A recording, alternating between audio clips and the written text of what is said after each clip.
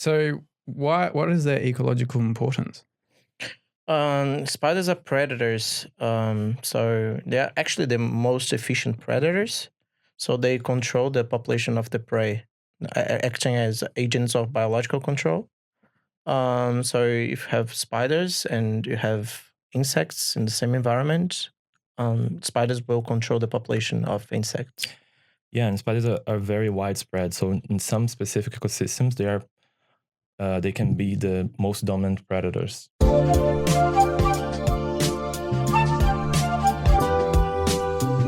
This production was recorded at the podcast studios in the Media Arts Centre at Murdoch University.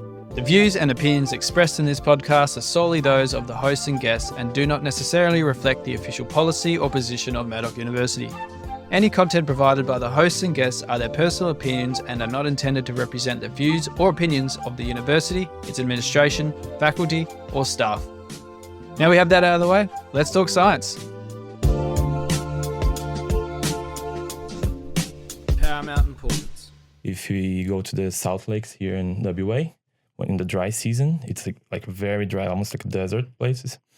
And you see basically the most dominant predator there, as we can't see much vertebrates. Talking about invertebrates are spiders, like the biggest ones, spiders and some beetles, and they're highly specialized to live in these very harsh conditions. So these association with very specific ecosystems like the South Lakes in here, and for example caves as well, makes them very valuable for like bioindicators or for being bioindicators and studying these specific interactions with these kind of ecosystems. And also, even though they don't have wings to disperse, they are extremely efficient in dispersing. Of course, you have species that are short range, so they will be living in a specific area. Sometimes it's very small area. And if you go, for example, from one burrow to another one, they're really close by, but it could be different species, and the species only are located in that specific area. Like However, endemic species? Yeah, like endemic, but like for very short ranges. How Especially these megalomorphs they are important for like So what are the mining companies, etc. What species is that? The megalomorphs? Sorry. I have different families like Anamidae, you have Barricadidae, you have What families are those in the all megalomorph spiders, all tarantulas. Okay. Yeah. However, on the other hand, you have species and families that disperse extremely well and go like globally. We call it cosmopolitan species. And also you have, so for example, you have the long-jawed orb-living spiders. They disperse like globally, and they conquer islands. And it's incredible because you go to an island and you see a species that it's in Brazil, it's in Australia, it's in Europe. Originally, some species was described from Africa, but they are everywhere. And how they came from Africa to Australia and also present in Brazil. And it's because of their highly capacity of dispersing. So spiders, some spiders, they do, when they are spiderlings, so if they are baby spiders, they disperse using a technique called ballooning, which also can be called kiting. So they literally, when they are very tiny spiders, really babies, they produce a thread of silk from their spinnerets, and they put it on the wind. So they go up to a tree, and then from there they simply lose one of these threads, waiting for the wind to blow them away. And this is also related to the electric field of Earth. So, for example, I was talking about the long-jawed orb weavers. So they do this a lot, and they have a different electric field in comparison with Earth, and then the magnetic field blows them away. Yeah. No way. Assisting, with the wind. So is that kind of like, when you get two magnets and you switch them around, and it's just like you can't That's what they're doing. That's what they do. And Wow. with assistance with the wind. But obviously this has its problems as well because it's based on randomness. So they don't know where they're going, like different from an insect. Yeah. But imagine these animals, they reproduce a lot. So do they not maybe have like a sense of like north, like magnetic fields? No, they just go randomly. Yeah, at least as far as we know. As far as we know. Wow. Yeah, it's incredible because you can find some spiders in very high altitudes, like in these wind streams, and they. How high? That's how I guess in Australia as well, and Brazil it happens a lot. Sometimes these like cloud of juvenile spiders, they just like land in a certain city in a certain place, and then they grow and make like lots of webs, and then all of a sudden from a day to another, because you see normally they do that at night, you see lots of webs and spiders like dominating the trees. I guess I've seen some photos of this here in some part of Australia, but also happens in Brazil. So that's part of this phenomenon of like this ballooning. Yeah, this dispersion. And so there's literally flying spiders. They basically colonize an area without without even having wings.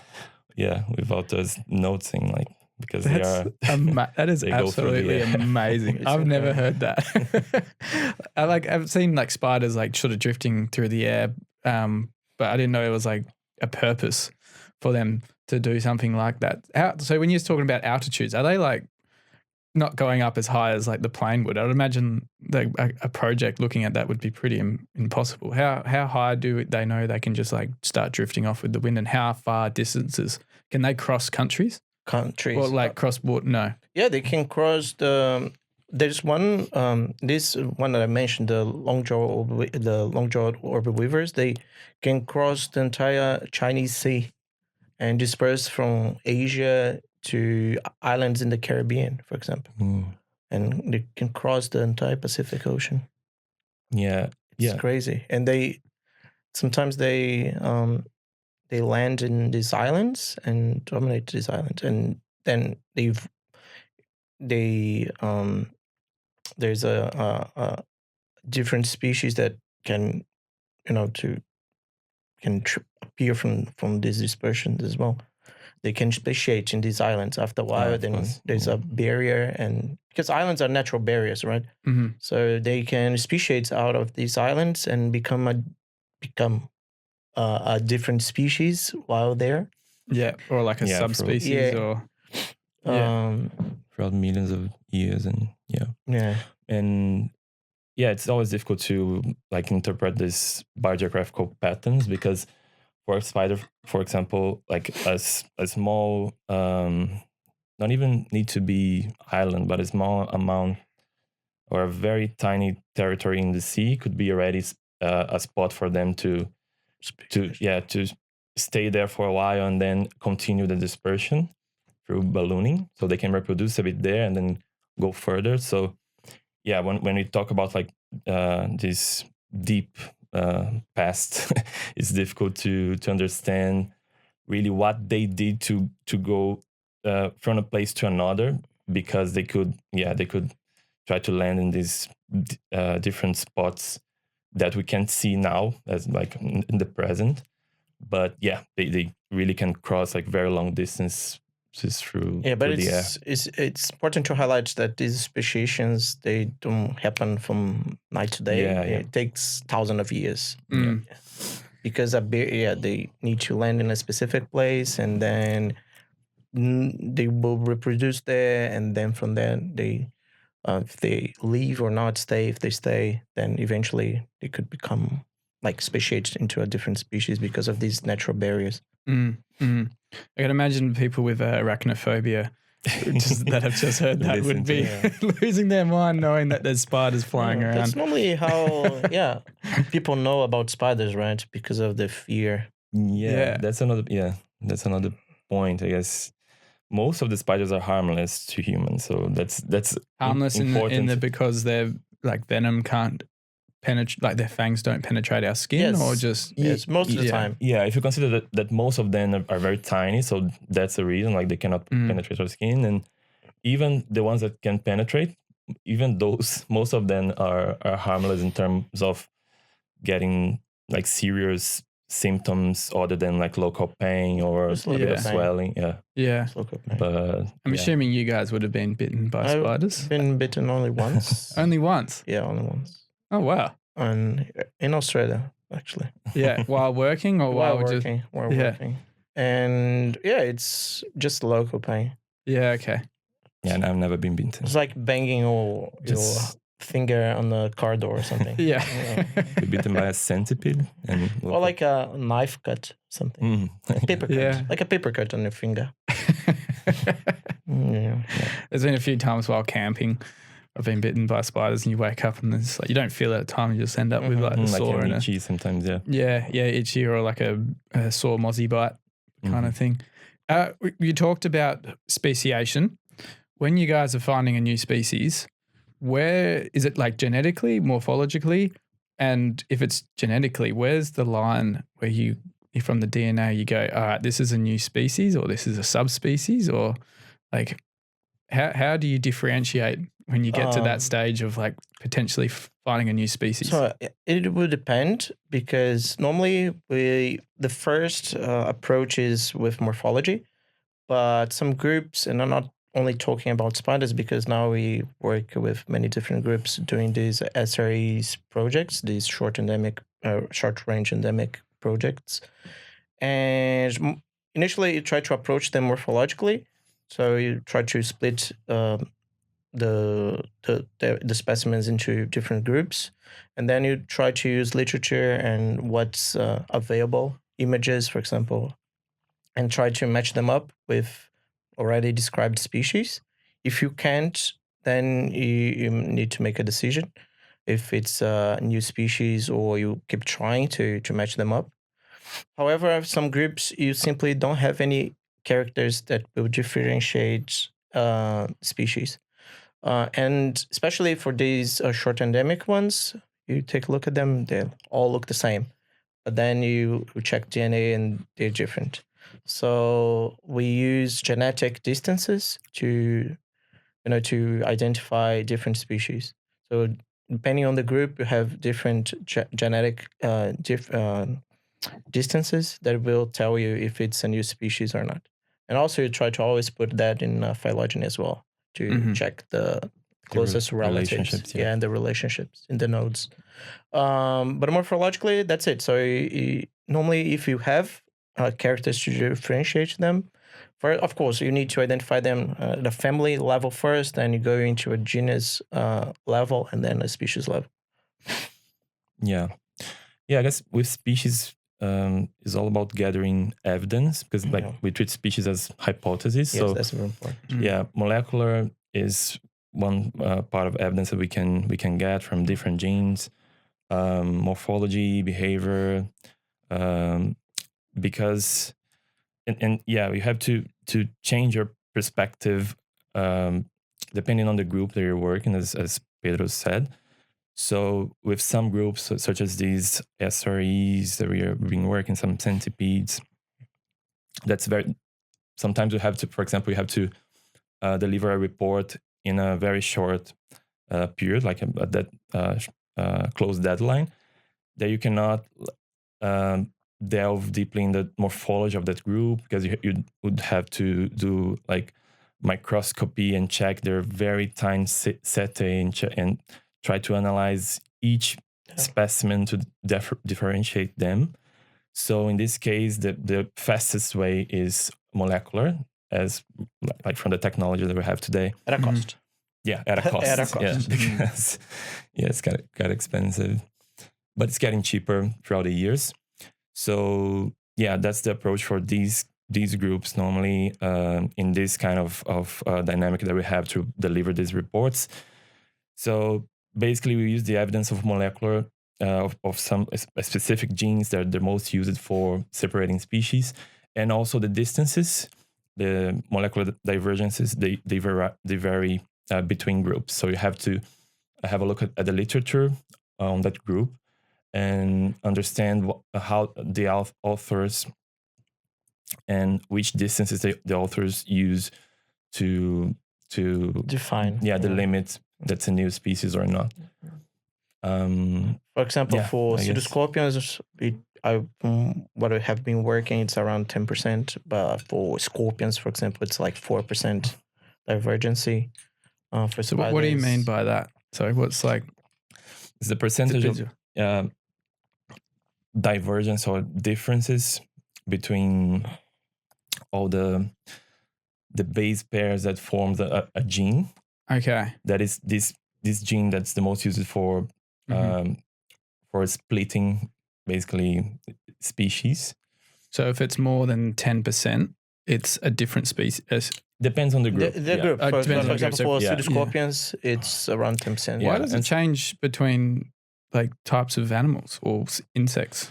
So, normally we Like, why is it not just there's like 10% for every species? All these things there's no consensus about, because species, and when you treat about subspecies as well, subspecies, and it's like not it's rarely used nowadays, but species itself is an interpretative hypothesis. So basically we are in this very thin slice of time as humans and researchers looking at this all these animals and specimens, and species is like a continuous of a lineage that evolved continuously, differentiating in different aspects. Like first it could differentiate morphologically, and then genetically, and then behaviorally, and we are looking just on a thin slice of this continuum. So we don't know which group could have differentiate first morphologically or first genetically. So we basically gather this evidence and try to analyze the gaps between groups to groups in terms of molecular divergency, and also gathering morphology and specifically focused on reproductive structures, because it's based on the idea that if they have very different reproductive structures, they won't reproduce, and there won't be gene flux. And based on all of these evidence that we gather, we hypothesize that this could be an independent lineage evolving independently, basically. Right. Wow. Yeah, and That's a great explanation. I could actually but made it a lot more easier for me to understand. Maybe I'm that's why I brought bit him to work with me. Explaining that in English. But there's a perspective that I like about species, is looking then as stories, the concept of species. There's an analogy that Systematics does.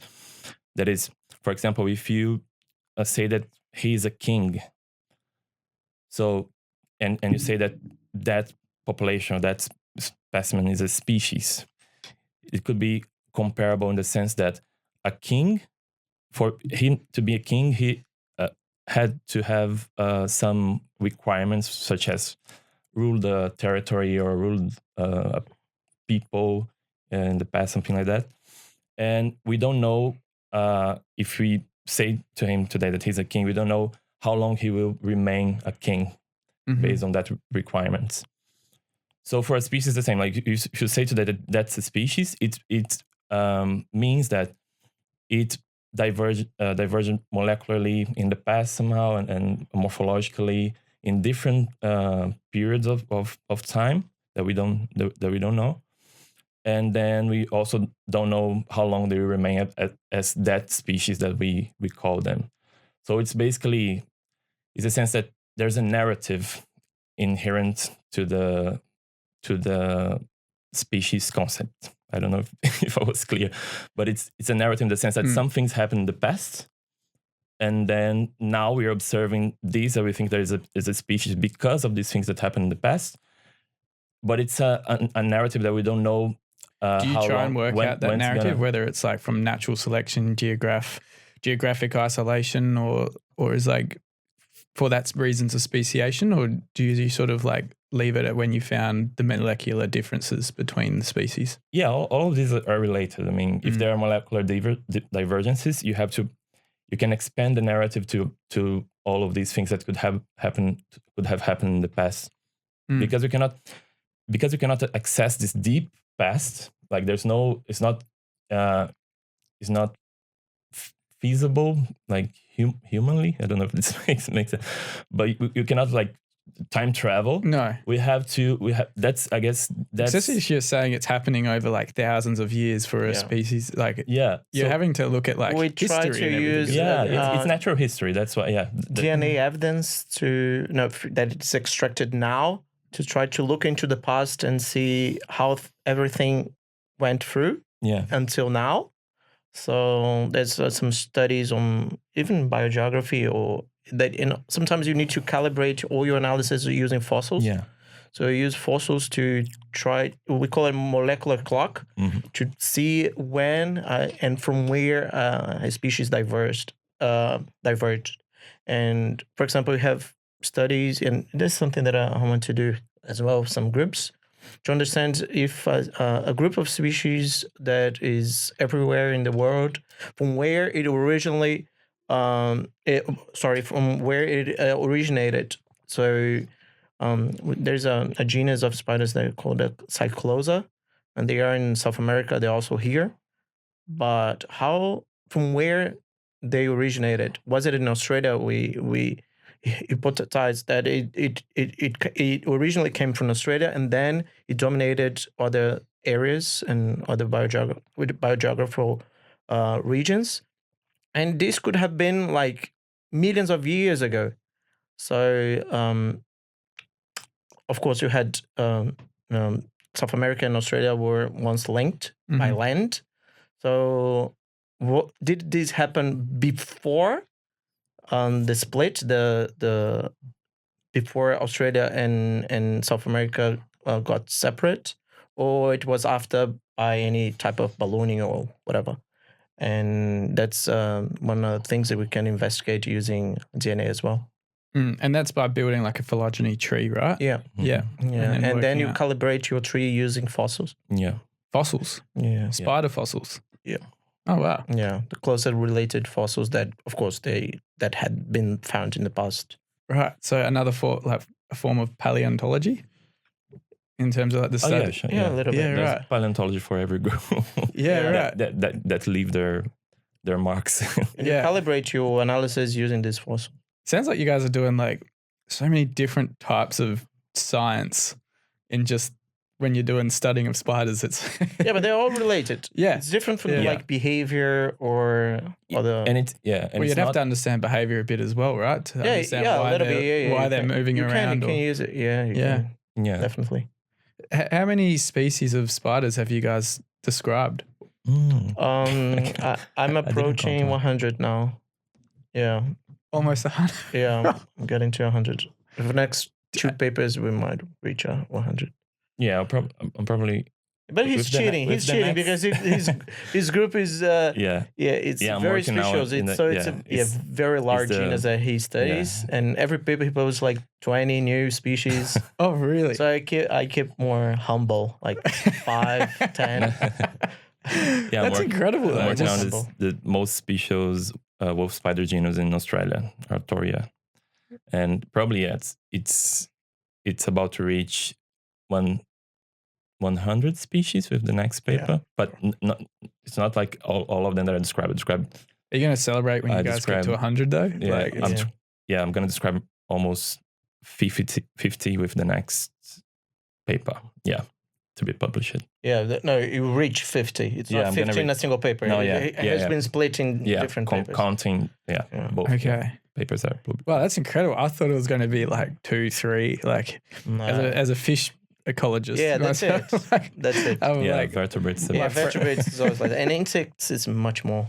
Yeah, that's insane. Is there is there a number, like I guess it's quite like have to be a pretty good estimate, hard estimate to how many spider species there are out there in Australia and then I guess in the world? Well, I would say that at least 85% of Australian species spider Australian species are undescribed. 85%. Yeah. But it's hard to estimate, especially now with all these global changes, global warming and so on, because species are being extinct every time. So, and also the species we described today now might be gone. We never know.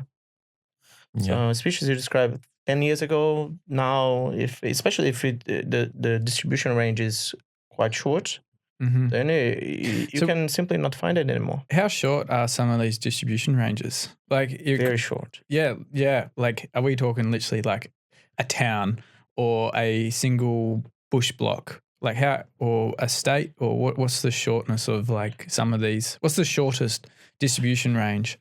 The shortest, especially because we don't work directly with these groups. Okay. But it can be really short. Yeah, I mean, the concept of the short range endemics is basically 100 square meters to be considered. So a whole species, that because like it's like a paddock, really, and it could be like just one species. Yeah, and we have lots of spiders. That's why it's important to understand this range of distribution and try to protect these areas, because I mean, imagine you build something on top of it, and then the species is gone. Yeah. When a spider's evolved to like have such a short range distribution, like, would it be the environment that's like why they're there and evolved to be like that? Because like, why can't they just move to another area and increase their range?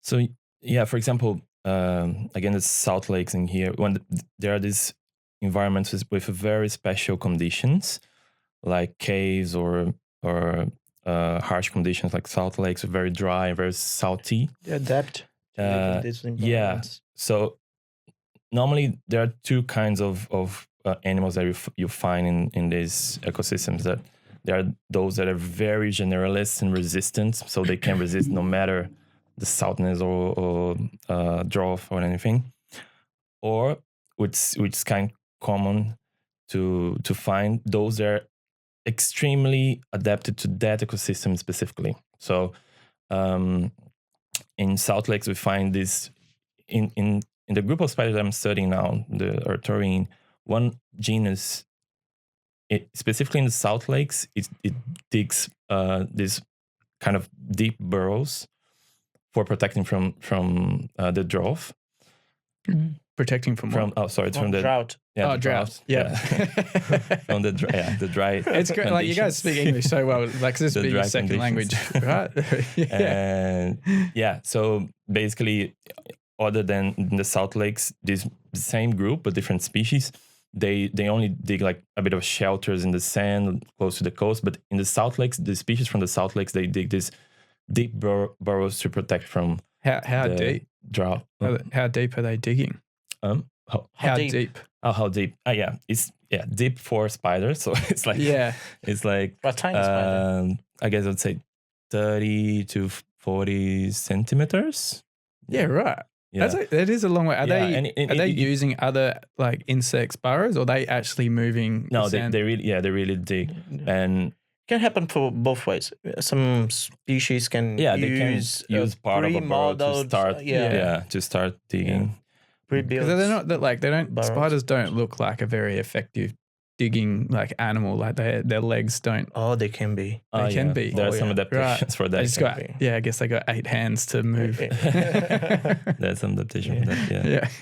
So this makes a huge difference because this like the sun, the surface of the lake makes that like first layer very hot, but when you go like 30 centimeters down, it's like the temperature changes a lot, everything changes, so they can live much better there. And also other specializations like conserve water.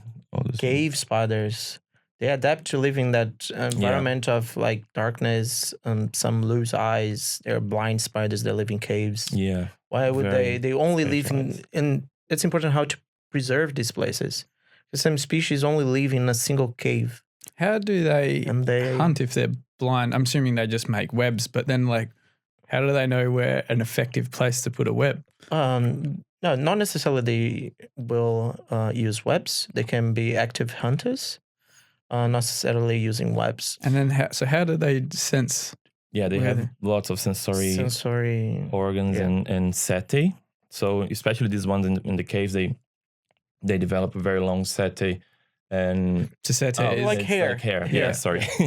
Yeah, no. And legs as well, like thin and very delicate legs to feel every vibration. So basically, they spiders in general, Also chemical. yeah, chemical as well.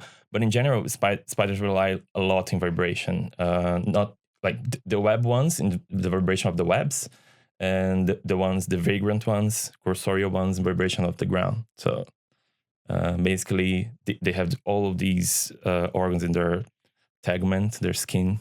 They can sometimes detect a single moving sand grain. Yeah, and it's not only from the ground, even vibrations from the air. So if an insect is flying close to them, the vibration of the wings of the insect can be feel, can be sensed by the spider. Yeah, it's the same with the webs, as he mentioned, and because especially the orb weavers, they will be sitting and waiting, normally in the middle of the web, and then once they feel something touch the web, then they will move and prey. So it's all about feeling. Wow. This is crazy. Final sentence. Yeah, about webs specifically, you have different types of webs, shapes, and if there's chemistry involved or it's only mechanical webs, then chemical webs. Yeah, the most evolved webs are chemical. So you have like this glue. That's why it gets sticky. But in the evolution of web making, the most primitive species, they use only physical and mechanical webs. So it's like Velcro. So the webs produced, it's the spinnerets, the spinning organs. They not a single organ. They are a combination of different spinning organs. So originally have 8 spinnerets, then some groups got reduced to 6.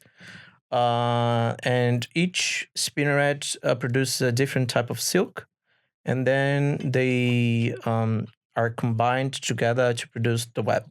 So it's one thread from each spinneret, and then it gets like braided together, and become the thicker thread that produces the web. And it's really interesting because originally they're mechanical, so it produces like a Velcro. Like Velcro. I'm hungry. So the prey will be stuck into the web mechanically. Okay. And while for other groups, they produce chemical webs. And it's like glue. So the prey will be stuck to the web because of this glue. Right. Like in orb weavers. But orb weavers have both types. But all other groups also produce silk for different purposes. Silk can be used to protect a burrow. The strepto spiders, they use the silk as for protecting and closing the lid as well. Mm-hmm. But also they put some silk around the burrows, and once an insect touches it, it will get like a signal that's a prey there, and then it comes out really quickly and catch it. But also silk can be used to wrap around eggs for protection, for mating. Also, some for mating. Yeah, for mating. So males can wrap around females and to avoid being eaten by them. Right. Do most female spiders eat the male partner? Or is that just like the few? Yeah, in some groups they do. Yeah. You have normally females are larger than males. Mm-hmm. And males need to come up with strategies to not being killed. Yeah. So sometimes you have males that we're gonna wrap around the female with silk to make them not mobile and Mobilize. mobilize them type and of bondage. like bondage. Oh yeah, there's a whole universe for For this. for a spider amazing. You find all of weird stuff. Yeah, and now you have like dwarf males. They're like more than 10 times smaller than females. And the whole male body is the size of the female genitalia. Something, yeah. Yeah, right. So they're tiny. It's so tiny. Yeah. So it will surely be eaten by the female. So it needs to, sometimes they paralyze them with venom. Sometimes they just wait for the females to be distracted eating and then quickly mates and run off. And runs away. What a strange adaptation. Like why? Like like it's crazy because you look at them and say how can they belong to the same species? Yeah. Yeah, because they'd be quite morphologically different. Yeah, that's what we call extreme size dimorphism. Yeah. And actually, I got a paper published yesterday on this. Oh, really? Yeah. What was that talking That's about? a paper that relates an African species to an Australian group of spiders. And it has sexual size dimorphism. And so the females are much larger than males. Is there an evolutionary reason? I'd imagine that females are larger so they can produce more eggs, but why is it such a big difference? Like, is there a reason why it evolved like that? Honestly, I don't know. I mean, many of the spiders are polyandric. Yeah.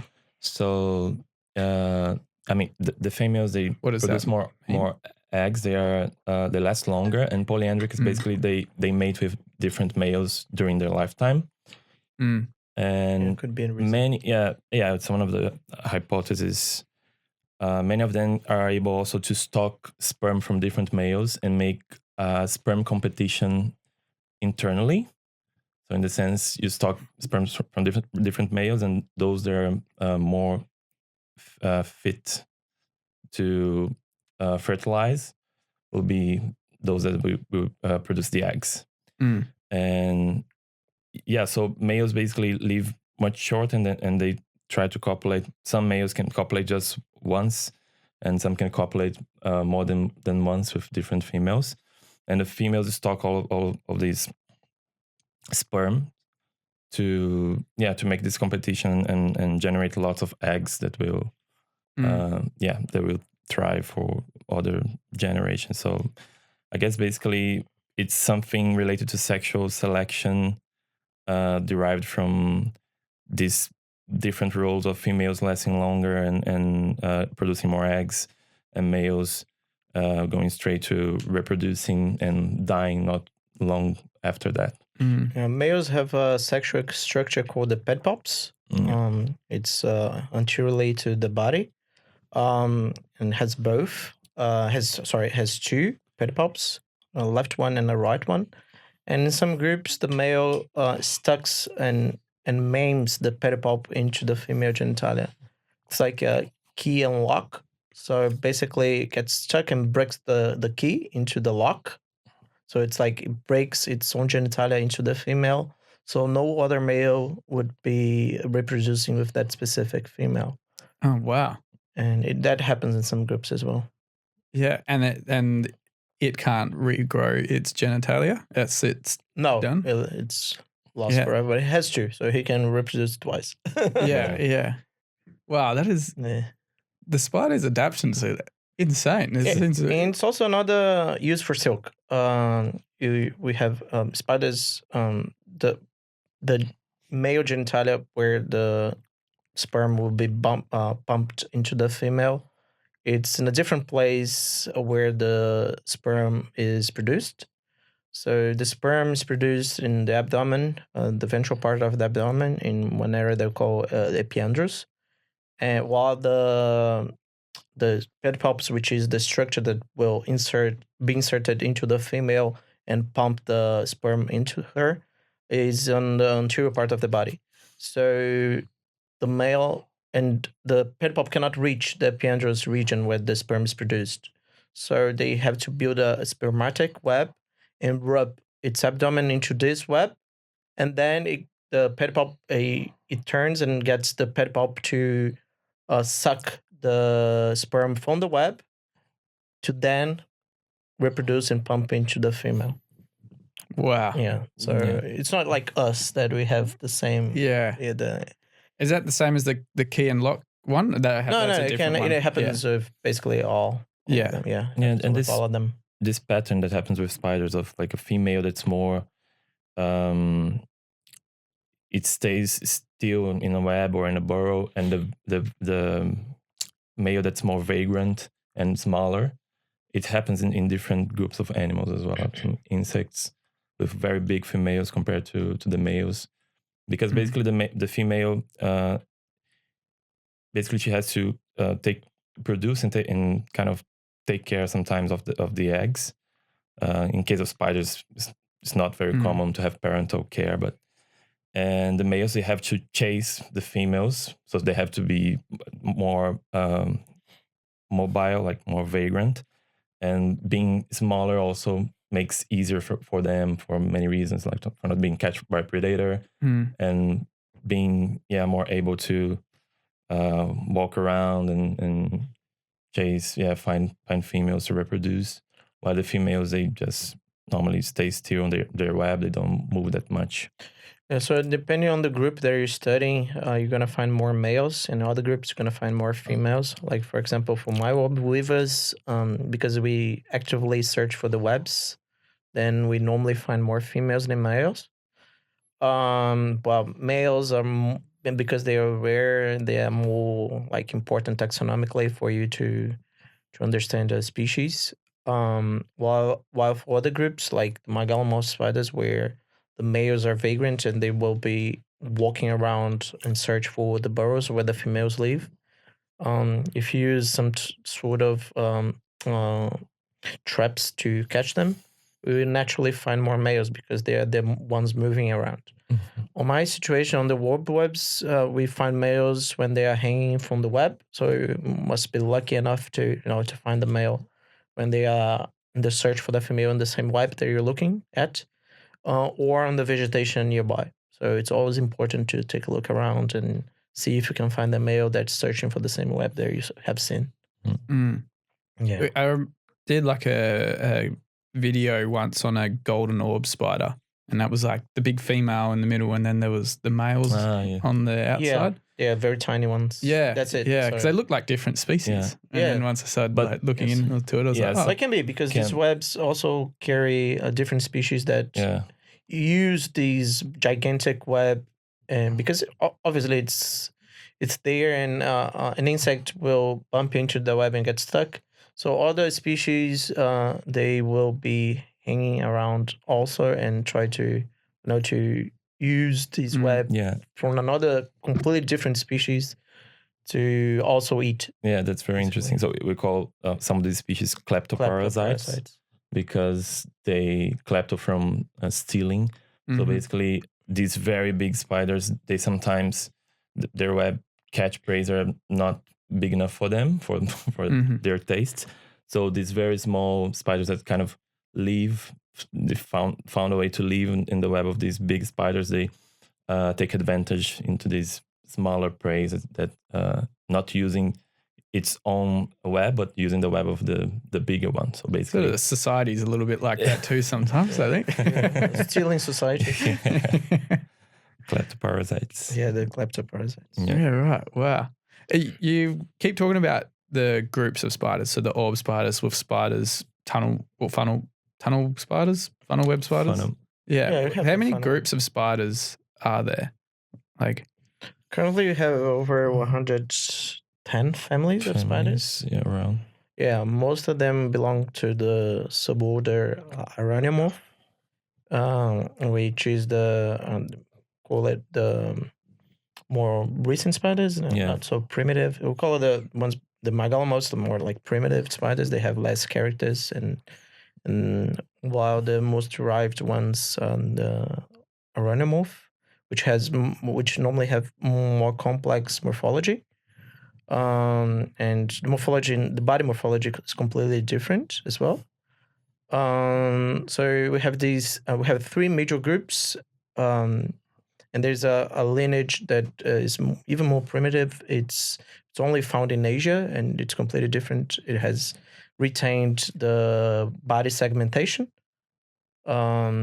So you can see the stripes on the back of the spider, and also the spinnerets, instead of being in the very end of the body, they are in the middle of the body.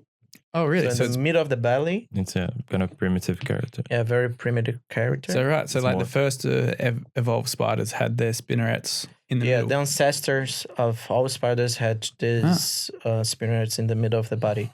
And then an evolution it migrated to the very end of the body. In 2018, they found a fossil in China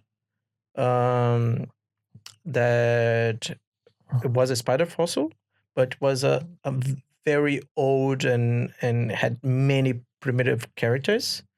And all of them matched with this Asian species, this Asian group of primitive spiders. But they were even more ancient, as they still retained a flagellum in the end of the body. So the flagellum. The flagellum is like, you know, the sperm, the spermatozoids, and have the flagellum in the very end. It's the same, like a whip-like structure. Yeah.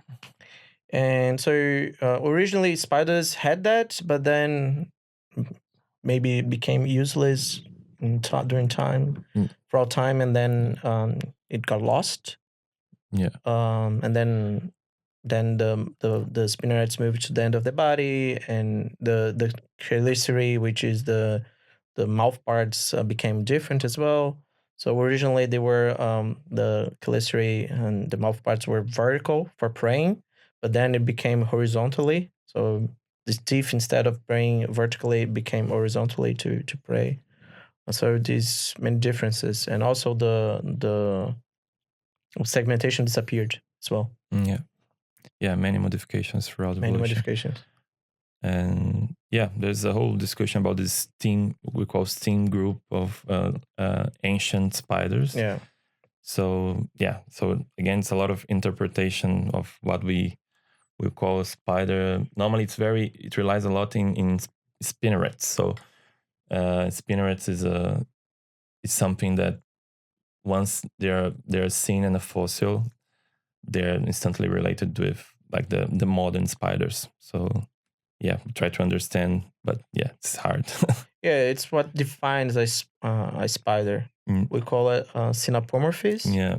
And so we have synapomorphies for spiders are like the production of silk using spinnerets, so it's special organs to produce the silk, differently from other groups that also produce silk, like pseudoscorpions, that produce silk in the... Scorpions produce... No, pseudoscorpions. Pseudoscorpions. It's a different group. Yeah. Okay. It's another group of arachnids. Yeah. But they're very, very, very tiny, live in soil, and don't have the tail.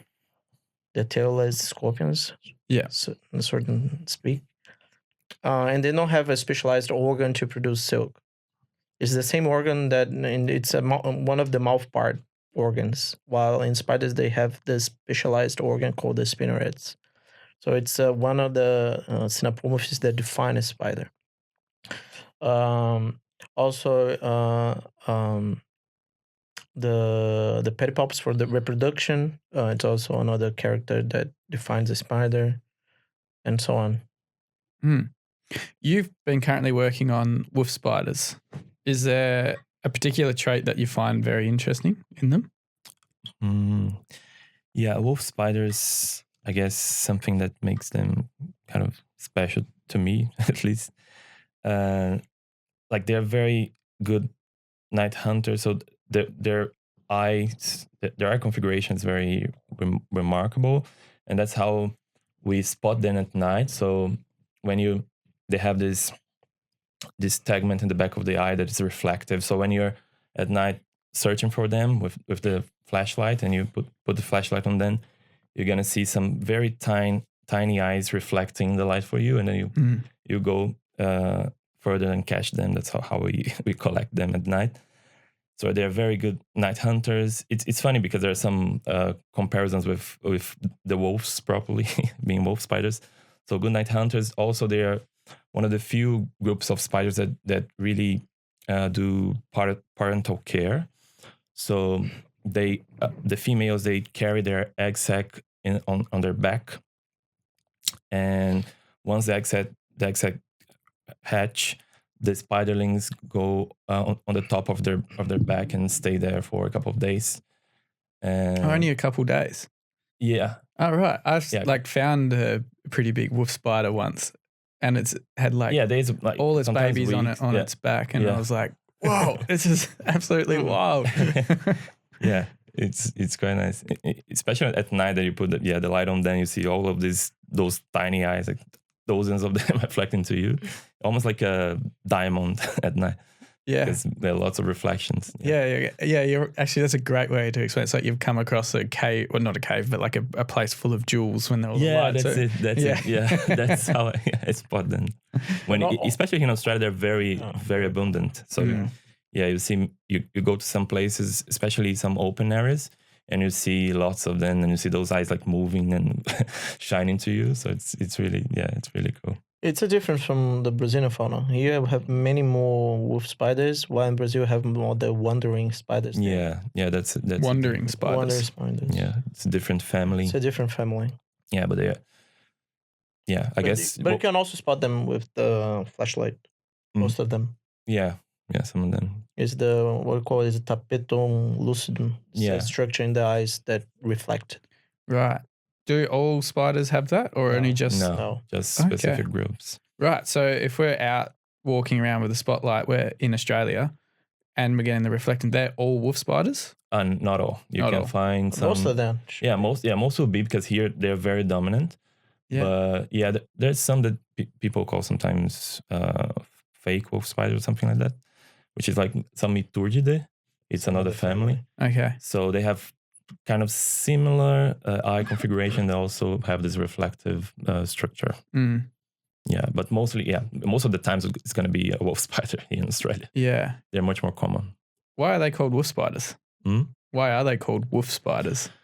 I don't know a reason for that, but I started interpreting that on this way because like they're good night hunters, and they use lots of vision for that. Different from some other. But the wolves also reflect the eyes, don't they? Yeah, they reflect also. So maybe this is another reason. Yeah, one of my slides in my presentations is putting a wolf at night reflecting the light, and then the wolf spider reflecting the light from their eyes. And maybe the parental care as well. I don't know who gave this name to them.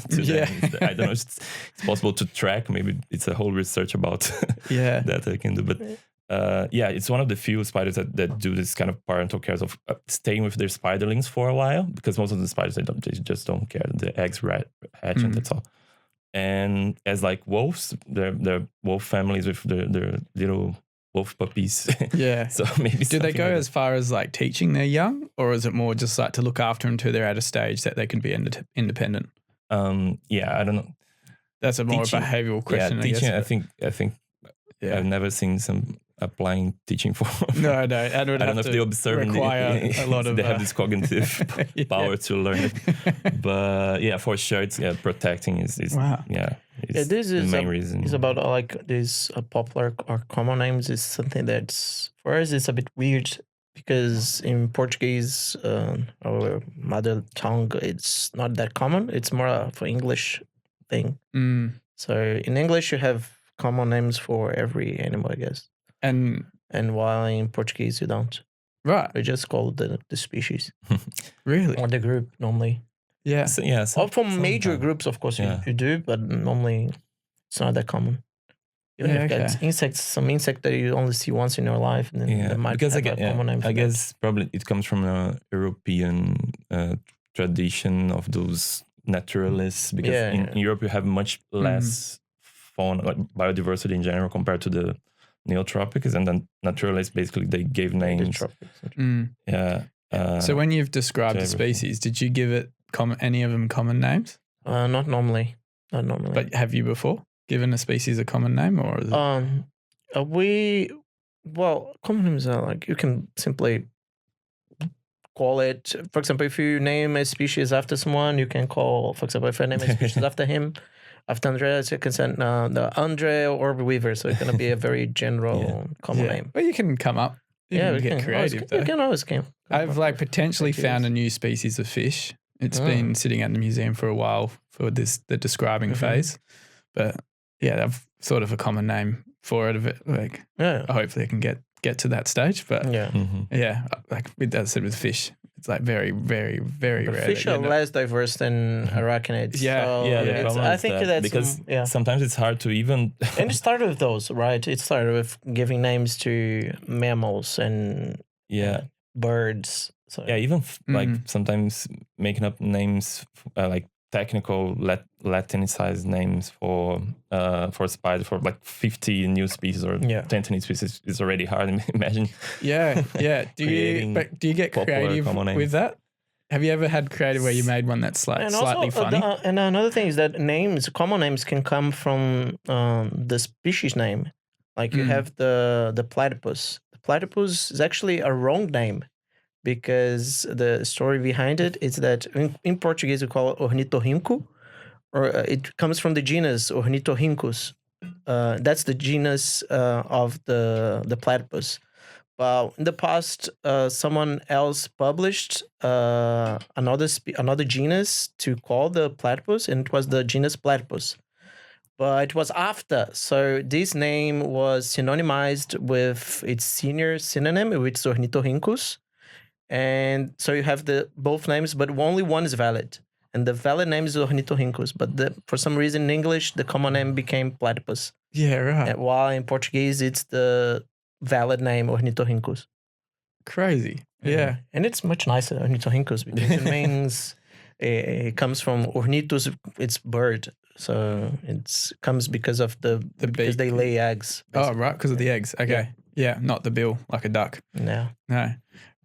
So yeah, when you've come up with the Latin names, have you like made some funny ones, or has it just been like very serious? No, you can name after anything that you like. I named General after soccer. Oh, really?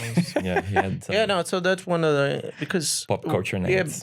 It became kind of famous back in 2022 because the paper, as a coincidence, got published during the World Cup. Mm-hmm. So, and the name is Soccer, which actually it was Volker, our boss's idea, and Yeah, he really likes soccer. yeah, he really likes soccer. So he came up Sorry, with name. this idea even before I joined the lab, and then it's very nice because in Brazil it's also very popular. Yeah. Yeah. So that's a good way to- so we named some species after some. So players. what's it called? Because it's not, the species isn't called soccer. No. It would Then be the like, genus is Soccer, and then the species. the genus is actually called Soccer. like SOCCER. SOCCA. Yeah. Oh, no way. Yeah, and you have one species called Soccer Player. Yeah. So it's another one is Soccer Arena. So you can come up with this name. Or you can just name a species after someone that you like or somebody who contributed to the research, like the person who collected the spider, for example, or a past very important arachnologist, or your friend. So I already named one species after André. Yeah, I'm still waiting. He's still waiting for I'm still waiting for you to, what's it called? to retribute. It's Tetragnatha pradoi. Prado is his surname, and once you name a species after now it's more complicated like this gender, because it depends on the gender of the person. So if it's a man, you put an I in the end. So he identifies himself as man, so pradoi. But if it's a woman, you put the suffix AE. So I named one species after my wife as well. Her name is Tatiane, so I put AE in the end. So Tatiane, AE. So Tatiane, and the sound keeps the same. So that was the idea. So still Tatiane, but written with AE in the end. Okay. Because she identifies herself as a woman. Yeah. Yeah. Is that now your favorite spider? mean, it was nice. But Do you have a little I have some other preferences. Be remembered. Do you have a picture of it on your desk? In the future, I have many species to describe. So Yeah, I reckon keep going with some fun. I love like finding the funny ones. I have to find a special feature to relate with Pedro. The zoological code only prohibits you to come up with offensive names. Oh yeah, for sure. Yeah. So but there's like little ways around it. Like there is. Yeah. Like like for example, I have no, actually we're discussing this week because with Fokker we published a paper that's Soca, and then there's another genus that we published. It's salsa after the dance. Okay, not there's the dip. one. You call one Dorito. Yeah, so there's one dance called hueda. It comes from Spanish, salsa hueda. But for example, if this species is synonymized with soca, it would become a very offensive sentence in Portuguese. It means like having sex from from behind. That is so funny. Soca can also mean that. I don't know how the code will deal with that. Yeah, like a slang. But I guess it's slang. It's a slang. They will remain separated. But they'll remain separate. No. Yeah, well, it's just a there's hypothetical scenario. Yeah, no, but it's quite funny. Like the car brand, like Mitsubishi, that means is it Spanish or something? To like when someone fondles themselves. Yeah, I'm pretty sure. I might be actually wrong. I probably should have checked that before I came out with it. No, it's depending on the language. One word that's completely, or common and but in another language, the same sound can mean something very offensive. Yeah. I always say we have many Japanese friends, and when we say cheers, when we're drinking, we say ching ching, but ching ching means penis in Japanese. So I always joke with my Japanese friends when they're together. I say cheers, I say penis. Yeah, but that's the same with species name and things like that. You just try to be professional and. I try because other people don't. I know one person that named a genus after a prostitute he liked. No way. Yeah. So, or like a drink, the person, and also it's been famous. These like, especially for social media these days, people name after Anakin Skywalker, Chewbacca, the species Chewbacca. Also, some people try to engage with the community and make like a survey or make a survey with the local community for them to vote on different options of names. That's doesn't always work. I don't know if you remember when I think it was Australia was going to name one of their big boats, and I can't remember what boat it was, and the community, everyone voted eventually for Boaty McBoatface. And so, the community can get. I don't know if it's working. So what I'm hoping to call the species of fish that I found, if it happens, and the person that'll be working with it, I guess, has to agree with it too. But in terms of Australian, I think it's Australian slang, but a dog's phallus, well, it's penis. You know, it's called like a red rocket, because like the little fish they found is like a little red fish, and I'm hoping to call it the little red rocket wrasse. Yeah, and so it's like. It's the slang term that may make it fun, but like in general, it's just like... Yeah, there's a genus, I think it's fish. No, it's fish for sure. It's called Phalloceros. It's means also penis, phallus. But this had lots many. Biology. The most common names are after genital shapes. Was but there's a family of fish in Australia called the arse fish. Yeah. And they've got really funny. So like with fish, we've got official common names. So there's a lot of slang names, but there's like the official ones. And it's like cavernous ass fish, robust ass fish, gluttonous ass fish. So someone's got away with it. Fish is another level. Mushrooms as well. You have many mushrooms after because they grow up and keeps very phallic. Plants. Because Linnaeus, like the guy who established the Latin binomial. He was very focused on genitals for some reason. Well, I hope you guys can get experimental with some spiders' names, because you're coming up with so many. It would be so great, especially when we teach biology here with the students. If we had some, it's a great way to connect. Oh yeah, Humor and all that's a great way for people to learn, I think. But I want to jump back into spiders. What are some of the more awesome, cool, fascinating adaptions or behaviors of spiders that you have found? Like, you've already talked about so many awesome ones, but is there certain? I like the webs a lot, because each spider group has its own type of web normally. Some are very similar.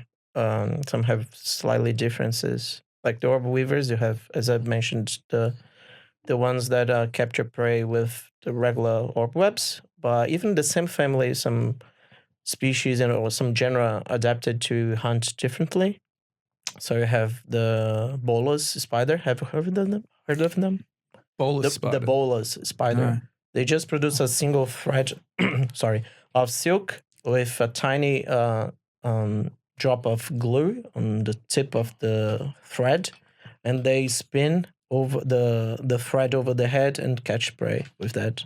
Like a fishing rod. Yeah, like a fishing rod. Or like a bolus. No way. Yeah. Like spearfishing something like that. And like it a frog. evolved in the same family. A spider literally does that. Yeah, it's really nice. I've never heard of that. One of these genera that do this, they belong to a subfamily called Mastopherines, and one of the genera occurs in Australia. The genus Ortigarius.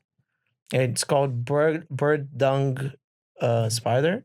Bird dung spider. Dung shit. Oh. Poop. So there is some pretty crazy.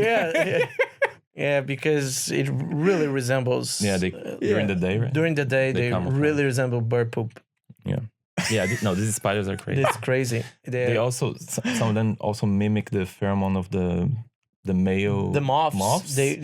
So to attract the male moths, and then they're just like with their string of silk with glue on the tip of it, and the male moth come thinking that there's a female there, a female moth, but it's not. No, it's just it's just a fake pheromone. A fishing with fake pheromone. for It's him. crazy. And Oh my God. Yeah, and also caught. depending on the type of prey. So, for example, the true orb weavers, normally except for these ones, the bolus spiders, they make vertical webs because most insects fly horizontally. But for example, the long-jawed orb weavers that I mentioned before, the ones that disperse really well, they produce horizontal webs because normally they are associated with water bodies. So with water, insects hatch from eggs, like aquatic insects hatch. So they fly upward. Therefore, they need horizontal web to catch this prey. So it's another type of web. Others have only like irregular webs, dome webs, depending on which insects they prey upon. Yeah. Do they usually focus on a specific species to prey upon? Or are they kind of like any insect that falls into this trap they'll eat? I don't know, but yeah, probably some groups. I would say some. Yeah. Most of them should be generalists. Generalists. I don't know. I would say most of them should be generalists. Not remembering a group that preys specific. Maybe they regulate the food by size. Maybe because if it's a spider, the spider is quite small and comes a big prey, they will not be able to eat them. But normally, yeah. What about you, Andre, about specific adaptions? Is there a favorite of yours? I guess for me, still is the kind of aquatic spiders that we have, like Argyroneta aquatica is the name. It's basically a spider that lives all the life cycles basically underwater. Underwater. Yeah, it's the only aquatic spider. So far. Because we have like crabs that are called like the false spider crab or spider crab. But they're obviously not in a the sea, spider. That look like spiders. They dive. This one is really nice because they dive. Yeah, they dive and The they spiders are going diving in the water. No way. Yeah, there are many semi-aquatic spiders that they're able to walk over the water. In Australia, you can see some, and they kind of dive for a while to catch a fish and then come back. But this one, Spiders catching fish. Yeah. That's quite common. Yeah, not like you imagine small fish. It's not Small like fish. the tadpoles as well, and the juveniles. I did know about They tadpoles call actually. fishing spiders or some call also nursery spiders. or rafting spiders. Rafting also, spiders. Yeah. You like common names. But these ones are Arachnid aquatica. They are able to store air because of their silk and their kind of web that they build. So they store like bubbles of air and make like I guess you call it air bell, something like that. It's like an air chamber. Yeah, air chamber under the water that they pick these bubbles from the surface and put the air in this chamber. Like a diving cylinder. Yeah, it's like a diving cylinder, like that. And then they can breathe. Yeah, they can breathe from this chamber, and they stay there like waiting for prey, and while they're breathing air from there underwater, and How long can they be underwater for? Oh, I guess basically because this I don't know. Because they just catch airs from the surface and go to the chamber.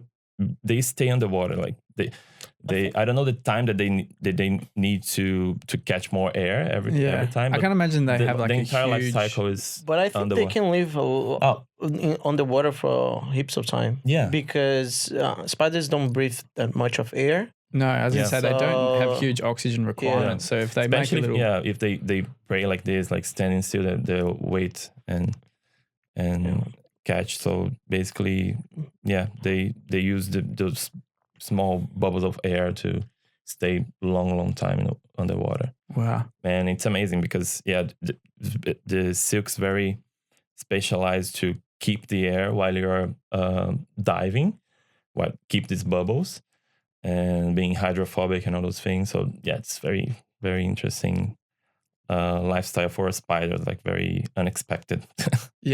that's insane. And you can imagine there are many aquatic, because they don't live in the sea. That's like lakes, and mostly lakes, and there are plenty of insects that live in the water, especially in the juvenile phase. So she has lots of prey to catch up on. So but most of them are of these the prey on lakes or water bodies. They are semi-aquatic.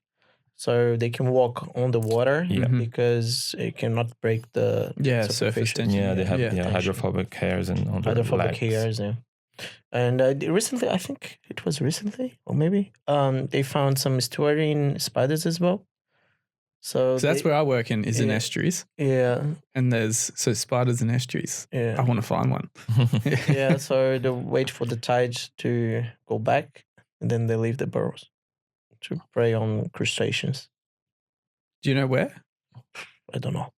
I'm going to Google that after this. Really cool. It's another really cool behavior. They are everywhere.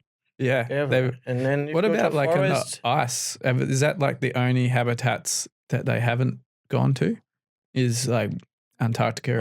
Or Arctic? Yeah, they're only they're not on from the. I can't imagine being an ectotherm that they could survive in the cold temperatures. Yeah, they have been found in the Himalayas, for example, but not in Antarctica so far. So they can survive in essentially freezing weather. Yeah, they can adapt. The wonder spiders are so cool to study. They're really cool. It's crazy. This is a very left field question, but like, have you seen that study where they essentially drugged a bunch of spiders? That's a very famous one. It is a very famous one. Yeah. Is there like truth to that? Like, is it actually? I haven't.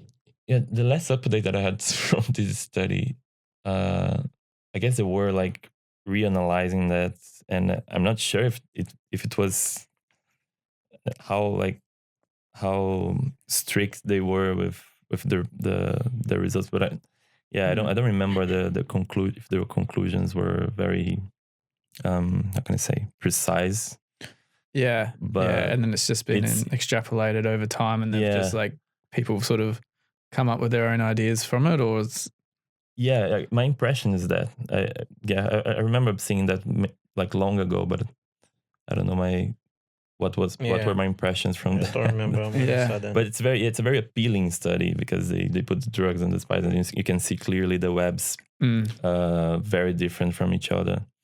But I haven't heard of being replicated afterwards. And yeah, I don't know how, because it's another field of study. Like no, I didn't say it. It's just, I don't like it. Just popped into my mind. Yeah, before, but it's a very famous one. Yeah. Another famous one is to tint the spider eyes, like those like the salticids, jumping spiders. They rely on eyes most of the time. They are diurnal spiders, so they are active during the day. So some people paint the eyes to see how effectively they observe the environment. So sometimes they have 8 eyes, but then paint like 2, then how do they 4, and see the differences. Yeah. On jumping, on finding sexual partners, mates, and And did that affect them?